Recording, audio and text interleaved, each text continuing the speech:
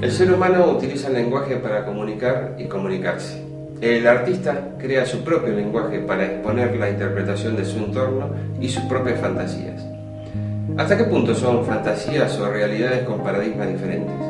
Este programa nos muestra algo de la vida de aquellos que dedican parte o todo su tiempo a crear e interpretar lenguajes artísticos y a mirar su realidad desde esa perspectiva. Soy Gustavo de Jerónimo y les presento Vida del Artista.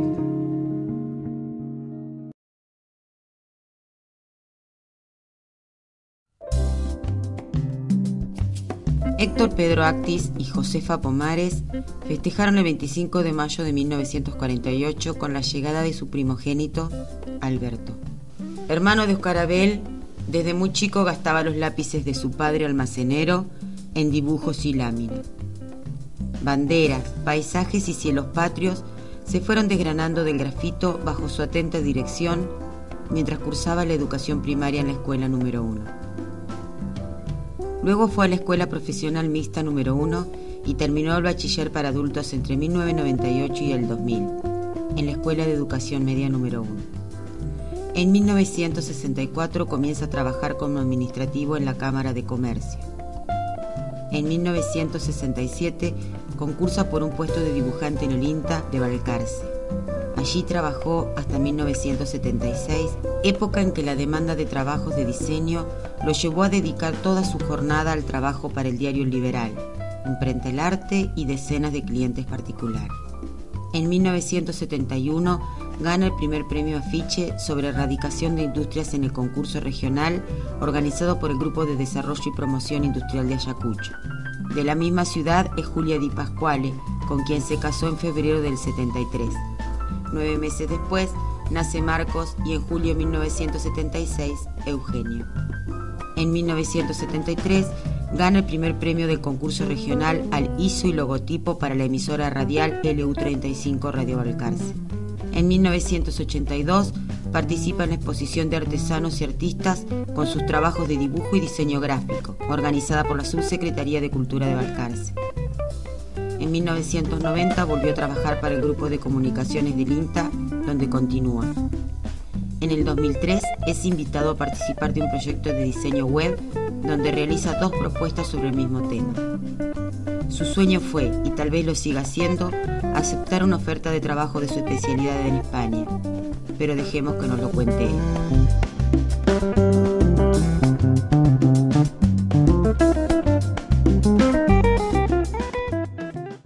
Bueno, Alberto, recuerdo haber estado en varias ocasiones ahí donde estás vos, o por ahí sentado por allá, charlando, sí, por algún trabajo o algún encargue, o simplemente por el placer de charlar. Así es.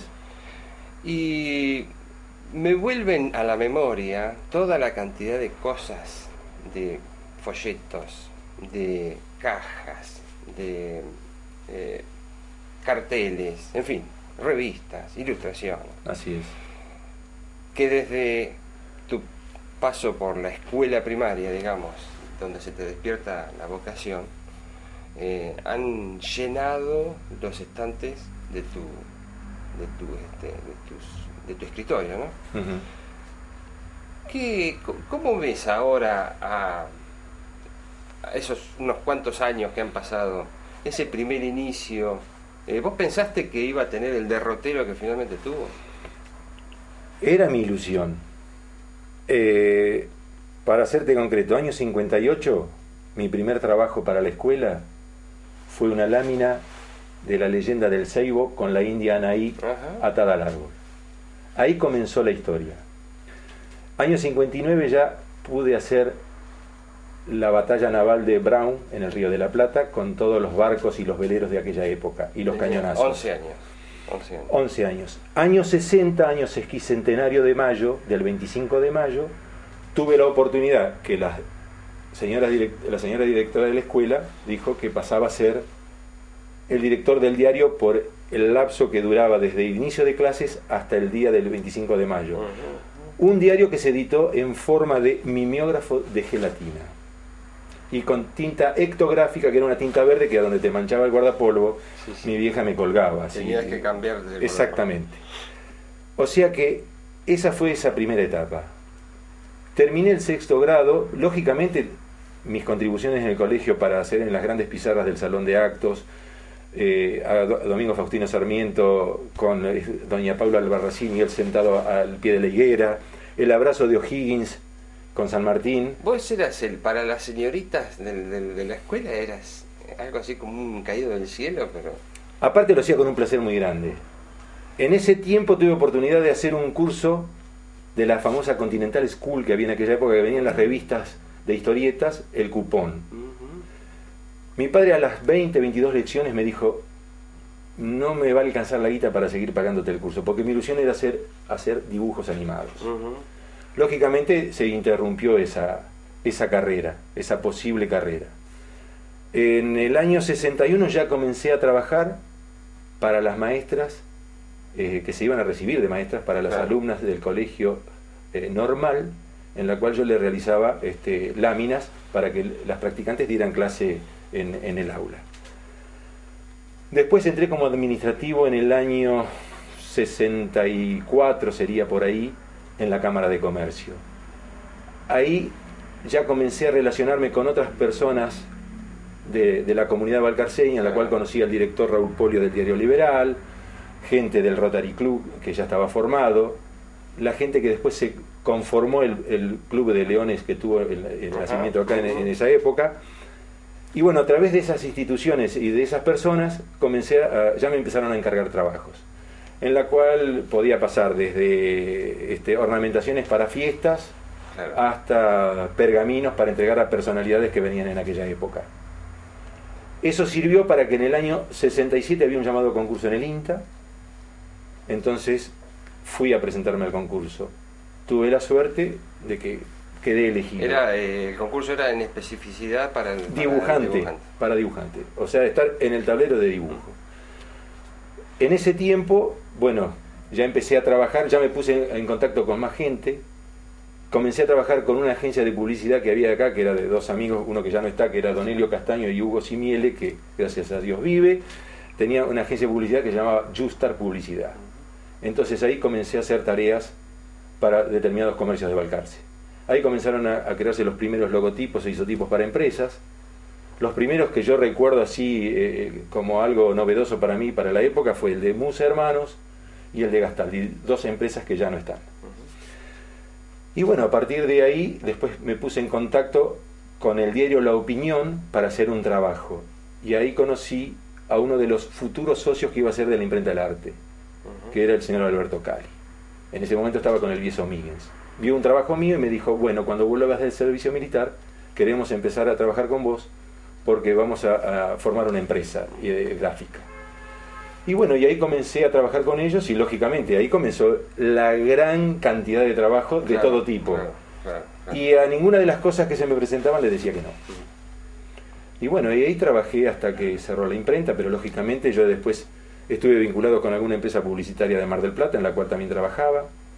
Todo era artesanal porque había que utilizar pluma, a veces el fotógrafo no se encontraba a tiempo y había que sacar un aviso para el día siguiente y había que ir, por ejemplo, a una empresa como era Cereal Sud, me mandaban del Diario Liberal, en la cual participé casi 27 años con ellos, en trabajos así especiales, y me decían: no está el fotógrafo, lo puede ir a dibujar. Entonces, ¿qué tenía que hacer? Irme en auto, copiar a lápiz el trabajo, venir, pasar a tinta y al otro día tenía que hacer el aviso en el diario.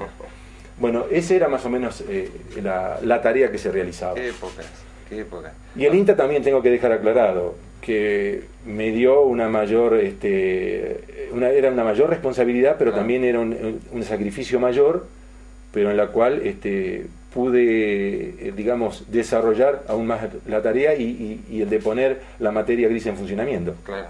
O sea que no tengo que... Yo creo que las dos cosas se fueron de la mano. Sí, está bien, pero vos decís la materia gris en funcionamiento, pero antes de la computadora, antes de la PC, sí, cuando vos decís que tenías que realizar... Yo recuerdo haberte visto con el pincelito y la témpera blanca, sí, haciendo sobre fondo negro las letras, exacto, o con el color que correspondiera. Sí. Eso era... O tener que...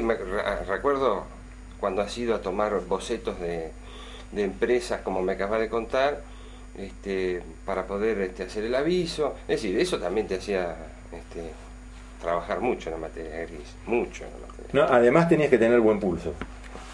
Buen pulso, buena vista y buen pulso, las dos cosas. Iba una cosa tomada de la otra. Sí, ya lo creo. Vos nombraste el diario hoy. Este diario es del año 68. Uh-huh. ¿Qué época esa? Siempre, siempre te cargaban la ilustración, era para artículos especiales. ¿Cómo era el asunto del trabajo acá de ilustración en el diario? En este caso. En este caso era una sugerencia que yo hice en aquel momento. Yo tomaba fotos en ese momento, acá están los dibujos de los 4 corredores que nos representaban en ese momento en Turismo Carretera. Bordeu, Calamante, de los cuales 3 ya no están, claro. Pero sí don Alberto Rodríguez, sí. Que el otro día casualmente estuve conversando con él. Yo le ofrecía la idea al director y él me decía, hágala. O sea que si nos gusta, hacemos el cliché, claro, porque había que mandar a hacer el cliché. No era algo que se solucionaba todo acá, sí. Había que mandarlo a Mar del Plata.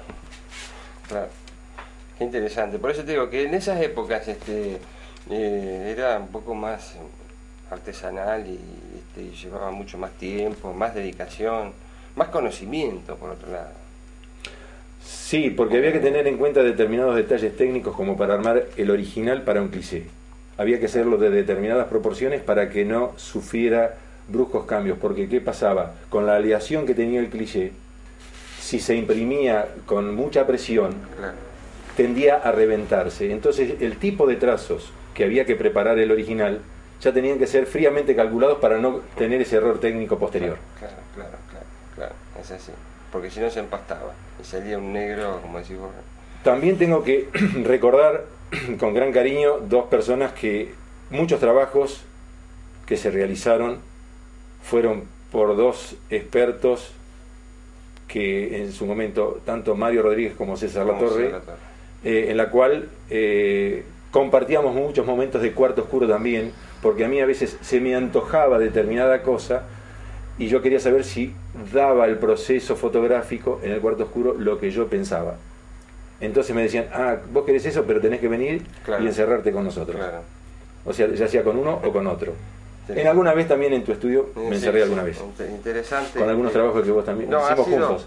Sí, la verdad que era muy interesante, te lo digo, ahora que ellos no están para decírtelo, bueno, por supuesto Mario no, pero es muy interesante hacer ese trabajo, sobre todo porque lo que se aprende es a conocer la responsabilidad de la propia parte del proceso general, ¿no? de ilustración. Conocer cómo viene y hacia dónde va ese trabajo que se hace. Precisamente, hoy tenemos la computadora que nos facilita en tiempo, pero también están ese ABC que del inicio, claro, se sigue manteniendo hoy. Claro. Porque uno es el eslabón del medio, como quien dice, en el cual tiene que saber perfectamente qué va a suceder posterior a lo de uno. Claro. Y determinados riesgos que hay que tener en cuenta, o sea, tratar de no cometer errores. Porque por más computadora que se tenga, si no se prepara prolijamente un original en computadora, tampoco va a salir bien el trabajo.